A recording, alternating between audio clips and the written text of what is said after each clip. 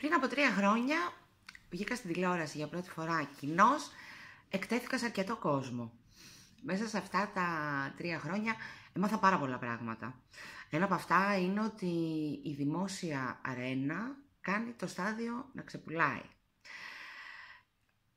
Απ' τη μία δεν μου αρέσουν καθόλου οι αρένες και τα δημόσια λιντσαρίσματα και τα ξεκατηνιάσματα και όλα τα σχετικά. Απ' την άλλη έρχονται στιγμές που αναρωτιέμαι όταν κάποιοι προσπαθούν να θίξουν την αξιοπρέπεια άλλων, να προσβάλλουν ασυστόλως, μη έχοντας οι ίδιοι κάτι ουσιαστικό να επιδείξουν ως άνθρωποι.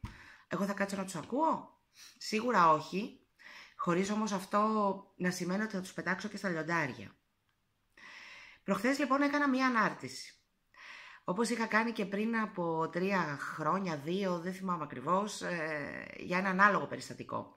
Και οι 2 ήταν αναρτήσεις με χιουμοριστική χρειά, που ως σκοπό είχαν να δείξουν ότι δεν μασάμε με ρατσιστικά σχόλια, δεν τρεπόμαστε ούτε για τα κιλά μας, είτε είναι λίγα είτε είναι πολλά, ούτε για το πώς θα εμφανιζόμαστε όταν βγαίνουμε από το σπίτι μας. Επί της ουσίας, αυτό που θέλω να πω και θέλω να καταλάβουν οι άνθρωποι που δέχονται συχνά body shaming με διάφορους τρόπους, είναι ότι δεν πρέπει να αφήσουν κανένα δικηγόρο ή στιλίστρια ή οποιονδήποτε να τους κάνει να αισθάνονται άσχημα με τον εαυτό τους. Γιατί μιλάμε για ανθρώπους που πάνω απ' όλα δεν τα έχουν εκείνοι καλά με τον εαυτό τους. Όταν τα έχεις καλά με σένα, δεν σε νοιάζει ούτε να κρίνεις, ούτε να χλευάσεις τους γύρω σου.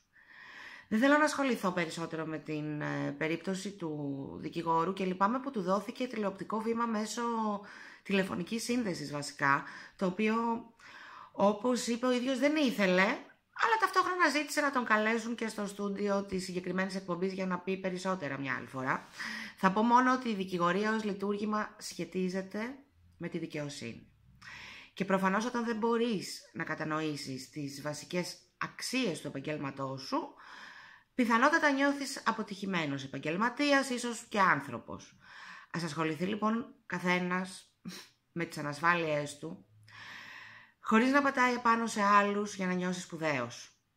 Και αυτό είναι το μόνο που έχω να πω πάνω σε αυτό, γιατί στην πραγματικότητα το πρόβλημα εδώ δεν είναι ο δικηγόρος, αυτός καθεαυτός.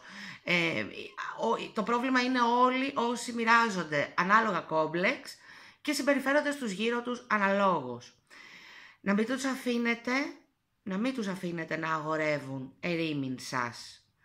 Δείξτε τους πόσο καλά είστε εσείς, χωρίς μένος, χωρίς οργή, χωρίς λιντσάρισμα, προφανώς, και από εκεί και πέρα αφήστε τους στη δυστυχία τους, παιδιά. Αυτή είναι η καλύτερη απάντηση. Αυτό έκανα κι εγώ με το δικό μου τρόπο.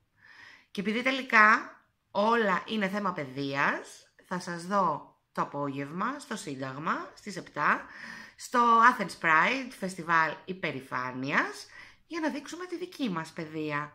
Σας φιλώ και μη μασάτε.